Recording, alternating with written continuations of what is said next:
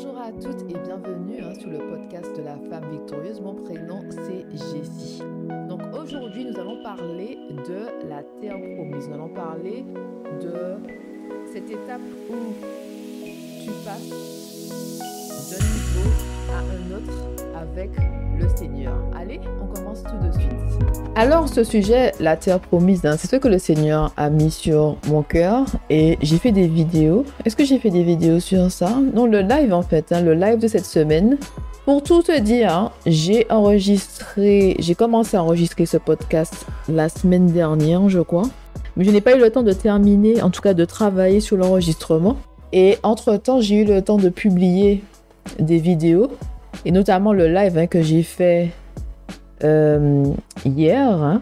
Non, pas hier, mardi. Mais oui, mardi en fait. Mardi, tous les mardis, live sur Instagram à 19h en Angleterre, 20h en France et 14h aux Antilles. Donc tous les mardis.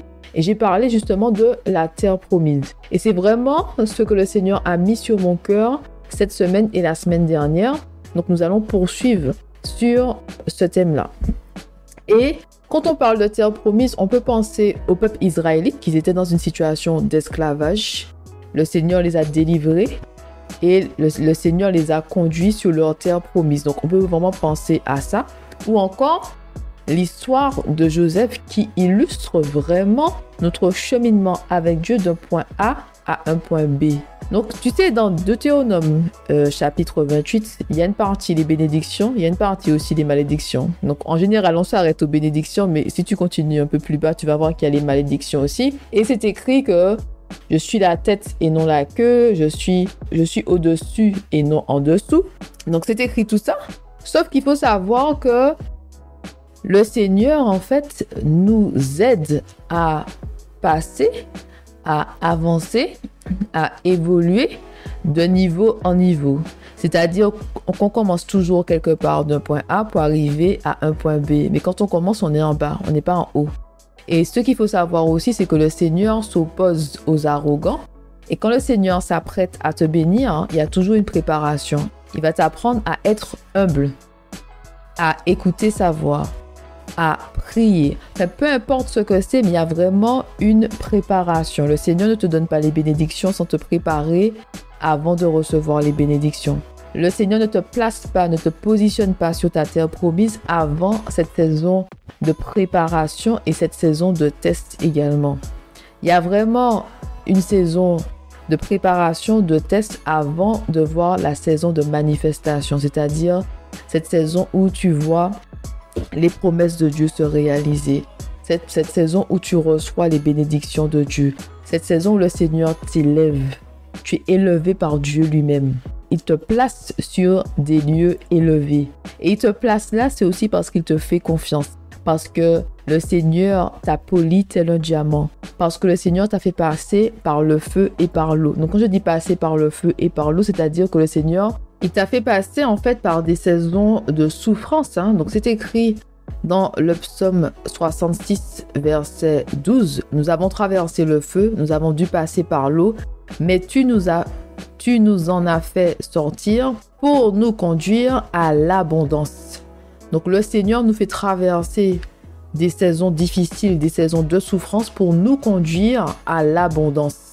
Le Seigneur t'a brisé gracieusement avant de te positionner sur ta terre promise. Donc, il y a vraiment une saison où nous connaissons la souffrance et une saison où nous connaissons les récompenses, l'abondance et les bénédictions.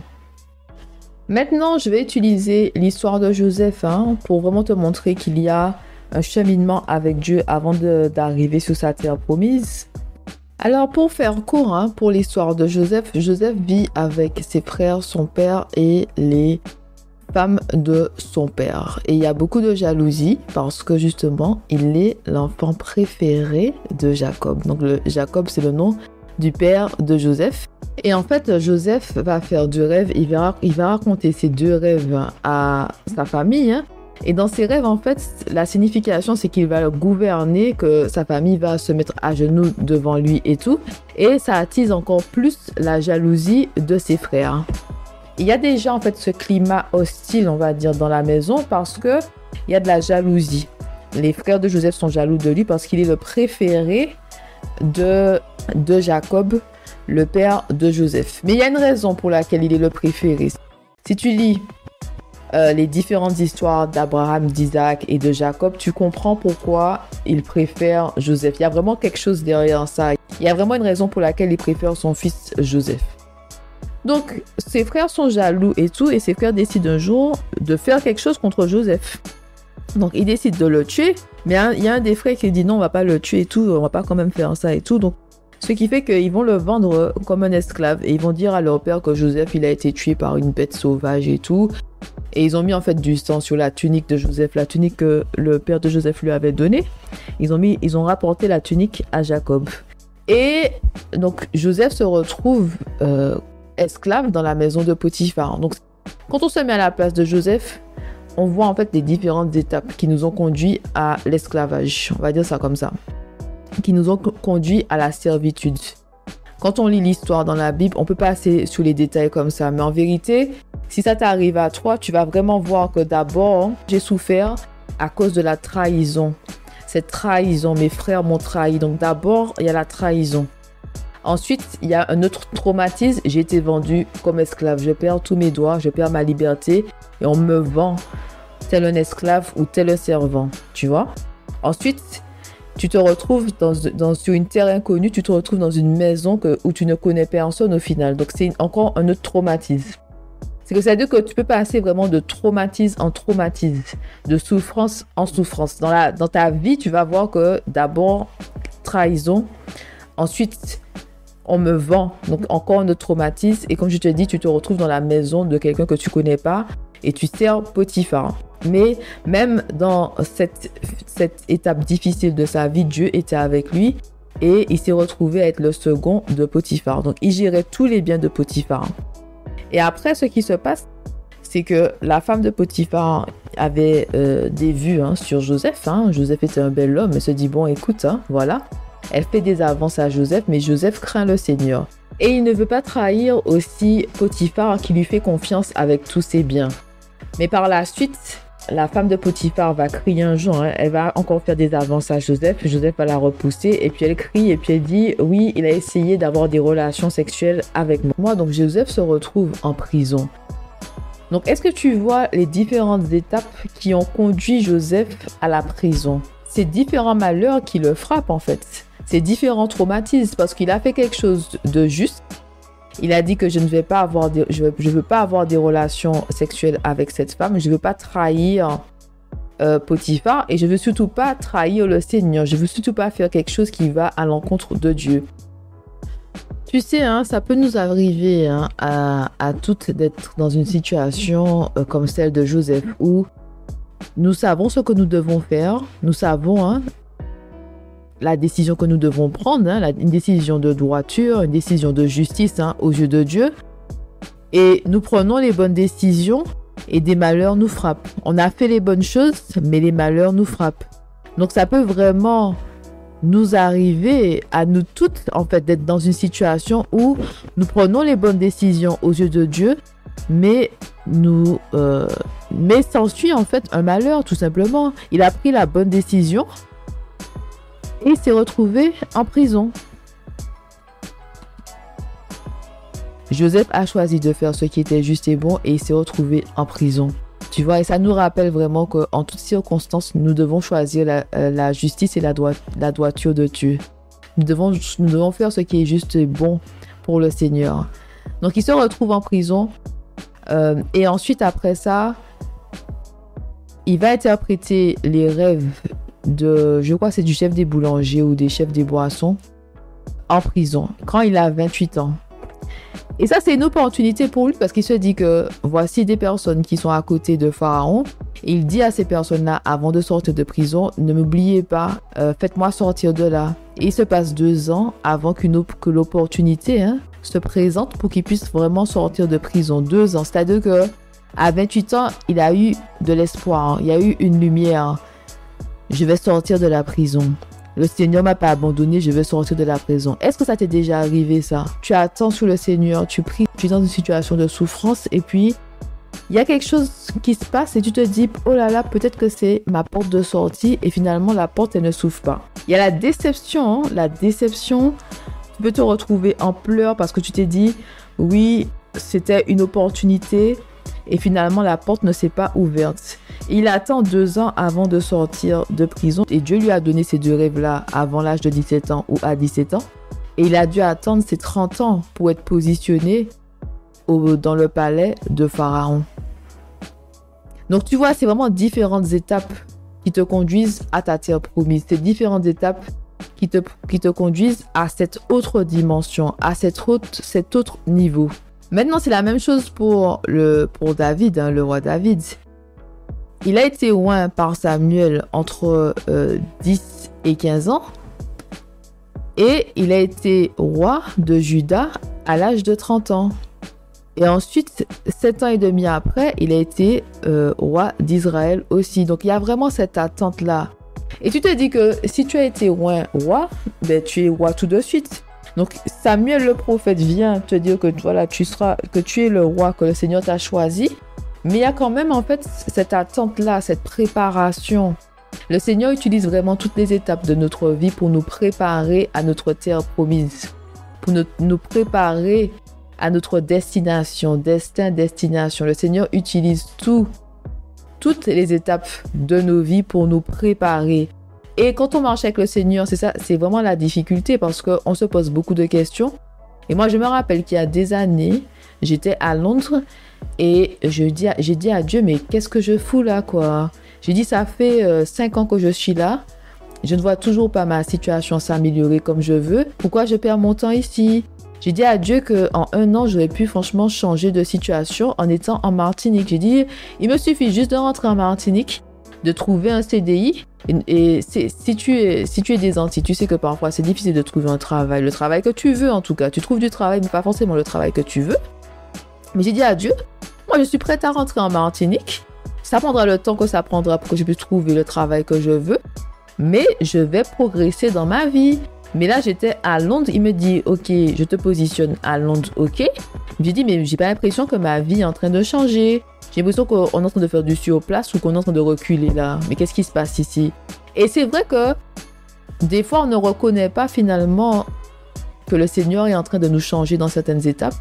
On ne voit pas forcément la main de Dieu dans nos vies. On voit juste le résultat. Le résultat, c'est que j'étais pas là où je voulais être. Je ne voyais pas les progressions que moi, je voulais voir dans ma vie. Et je dis au Seigneur, mais qu'est-ce que je fais ici? Je suis en train de perdre mon temps ici. Je dis, là, je monte là sur moi. Qu'est-ce que je fais ici? J'aurais pu déjà avancer dans ma vie en Martinique. Et c'est parce que j'étais justement au milieu de mon désert. Au milieu de mon désert, je ne voyais pas qu'est-ce que le Seigneur faisait en moi. Au milieu de mon désert, il y avait juste l'absence, le manque, les frustrations, la colère, les souffrances, les pleurs. Au milieu de mon désert, je ne vois pas non plus où le Seigneur m'emmène. Tout ce que je vois, c'est que je ne vois pas que ma vie avance. Je ne vois pas la progression que je veux. Qu'est-ce que je fous là, Seigneur? Et j'ai eu plusieurs conversations avec Dieu sur cette histoire-là de je suis à Londres, tout ça.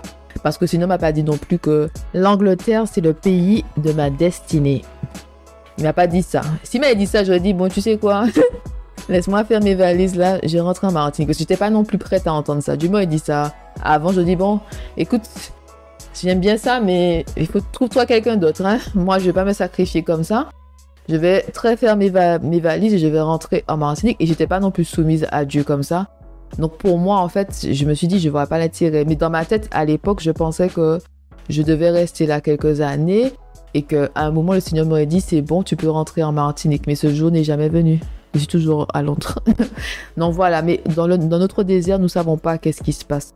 Nous ne voyons pas tout, nous n'avons pas toutes les informations. Le Seigneur ne nous révèle pas tout. Imagine encore une fois la situation de Joseph qui se dit, j'ai traversé tout ça. Il a été traumatisé. Il a été vendu comme esclave. Il a été trahi par ses frères. Il aime son père et il est loin de son père. Il ne reçoit pas l'amour de sa famille. Il ne reçoit pas l'amour de son père en particulier qu'il aime tant. Il est loin de tout. Il est loin de tout. Il est loin de sa patrie. Il est loin de ses traditions et de sa culture. Il est loin de tout. Il est dans un endroit où il n'y a pas vraiment d'espoir, si ce n'est la parole de Dieu, si ce n'est la promesse de Dieu, si ce n'est les prophéties. Bien souvent, nous nous retrouvons dans ce genre de situation, une situation similaire à celle de Joseph. Nous sommes au milieu du désert et nous ne savons pas pourquoi nous sommes là. Le Seigneur nous demande de lui faire confiance, mais nous ne voyons pas notre situation changer. Sauf que dans la situation, le Seigneur nous change pour notre terre promise. Le Seigneur éloigne les mauvaises personnes de nous. Le Seigneur œuvre pour nous. Le Seigneur prépare le terrain. Le Seigneur nous ouvre les yeux sur certaines personnes ou certaines situations. Le Seigneur fait, il agit dans nos vies, mais parfois on ne voit pas parce que on se dit que j'ai toujours pas ci, j'ai toujours pas ça, je suis toujours pas là où j'aimerais être. Donc il y a vraiment en fait ce mouvement de on part d'un point A et on arrive à un point B. Donc femme victorieuse, peu importe là où tu as commencé, sache que là où tu as commencé, c'est pas là où tu vas terminer. Peu importe là où tu te trouves aujourd'hui, le Seigneur n'a pas terminé avec toi. Et quand tu seras sur ta terre promise, le Seigneur va dépasser toutes tes attentes. Il ira au-delà de ton imagination. Il ira au-delà de tout ce que tu peux penser. Le Seigneur va te bénir abondamment. Il va te donner une double portion pour tout le mal qu'ils t'ont fait. Le Seigneur va te bénir devant tes ennemis. Le Seigneur va montrer à tout le monde ce qu'il a fait dans ta vie. Tout le monde saura que le Seigneur a fait dans ta vie. Tu seras vraiment un témoin vivant de la bonté, de la compassion et surtout de l'amour de Dieu pour ses enfants. Tu seras un témoin vivant de la justice de Dieu également. Donc, peu importe là où tu te trouves aujourd'hui, peu importe ce que tu as et ce que tu n'as pas, peu importe l'opinion des autres, comment les gens te voient, peu importe la critique, le Seigneur n'a pas fini avec toi. Il te donne la main pour te conduire sur ta terre promise. Le Seigneur veut œuvrer dans ta vie au-delà de ce que tu penses. Le Seigneur va t'utiliser pour étendre son royaume sur terre. Oui, tu es une personne importante aux yeux de Dieu. Tu es son enfant et tu es importante à ses yeux. Le Seigneur t'aime, le Seigneur te voit, le Seigneur t'entend. On ne peut pas se cacher de notre Père Céleste. Donc, peu importe là où tu te trouves en ce moment, peu importe ta situation, vraiment ne désespère pas. Ne désespère pas. Et je te dire aussi que le Seigneur te prépare. Il est obligé de te préparer parce que quand tu seras sous ta terre promise, les gens vont te critiquer. Parce que les gens ne voient pas en fait le mal qu'on t'a fait. Les gens ne voient pas non plus les souffrances. Les gens ne voient pas les pleurs. Les gens ne voient pas l'humiliation. Les gens ne voient pas la honte que tu avais ou que tu as en ce moment. Les gens ne voient pas que tu as dû vivre sans ceci et sans cela pour faire la volonté de Dieu. Mais par contre, les gens, une fois que tu seras sous les projecteurs, dans la lumière, ils vont te critiquer. N'importe qui va te critiquer. Et le Seigneur est obligé de te préparer pour que tu sois une femme forte, une femme ancrée en Christ, une femme ancrée dans la parole de Dieu. Comme ça, quand les gens viendront contre toi, tu ne seras pas ébranlé parce que le Seigneur est ton rocher. Quand il y aura des vents contraires, quand il y aura des tempêtes, quand les gens vont te critiquer, quand les gens vont dire des choses horribles sur toi, tu ne vas pas tomber parce que le Seigneur t'a préparé. Et parce que tu connais ton identité en Christ. Nous ne pouvons pas être validés par les personnes qui nous entourent. C'est le Seigneur qui nous donne la validation. Tu as vu sur Instagram, il y a des fois il y a une icône en bleu pour dire que c'est verified by Instagram. C'est-à-dire que ce sont des personnes, les politiciens, les personnes célèbres et tout, qui ont ou bien des personnes qui ont beaucoup de followers et tout. Mais voilà, you are verified by God. Même si les gens vont te critiquer, même si les gens vont dire ceci ou cela sur toi, tu sais qui t'a positionné là. C'est ton Père Céleste. Quand Jésus était sur terre, il faisait les choses parce que le Seigneur lui a dit de faire. C'est-à-dire qu'il faisait les choses sous l'autorité de Dieu. Donc quand tu seras sur la terre promise, tu feras les choses sous l'autorité de Dieu parce que tu sais qui t'a positionné là. Tu sais qui t'a donné la main. Tu sais qui t'a aidé. Tu sais qui t'a consolé quand tu te sentais seul. Tu sais qui a apaisé ton cœur, c'est le Seigneur. C'est ton Père céleste. Il veille tous les jours sur toi, peu importe là où tu es et peu importe ce que tu traverses, ton Père est avec toi. Donc quand tu seras sous cette terre promise-là, peu importe ce que les gens diront de toi, cela ne va pas t'atteindre. Femme victorieuse, hein? Tu seras une femme puissante. Tu seras une femme puissante couronnée par ton Père céleste. Et peu importe ce que les gens diront de toi, au fond de toi, tu sais qui est dans ton cœur. Hein? C'est le Seigneur, tout simplement. Peu importe ce que les gens diront ou feront contre toi, tu sais que ton Père est avec toi. Tu sais que ton Père est avec toi. Donc tiens bon là où tu te trouves en ce moment, car le Seigneur n'a pas fini avec toi. Le Seigneur n'a pas encore dit son dernier mot, donc fais-lui confiance et continue d'avancer avec lui. Le Seigneur va t'éblouir, femme victorieuse. Oui, je sais. Vous êtes des femmes victorieuses aussi. Je suis une femme victorieuse parmi d'autres femmes victorieuses. Donc oui, je t'appelle aussi une femme victorieuse. Ou je vous appelle des femmes victorieuses. Parce que c'est ce qu'on est. Quand nous pensons à la vie, c'est ça. Il y a des hauts et des bas. Et en fait, il y a des difficultés, des obstacles. Et nous avons la victoire avec le Seigneur. Donc tu es déjà une femme victorieuse, peu importe là où tu te trouves. Ne laisse pas les gens te faire penser que tu n'es pas assez ou que tu n'as pas assez. Tu es déjà une femme victorieuse. Les gens nous jugent basés sur une situation temporaire, tu vois, alors que rien n'est éternel sur terre. Tu peux être en bas aujourd'hui, demain tu es en haut, tu vois, comme tu peux être en haut et être en bas. Bon, ben c'est tout pour aujourd'hui. Je te remercie vraiment d'être resté avec moi jusqu'à la fin. Et n'oublie pas que la femme victorieuse, c'est la victoire avec Dieu. Allez, à très bientôt. Bye bye.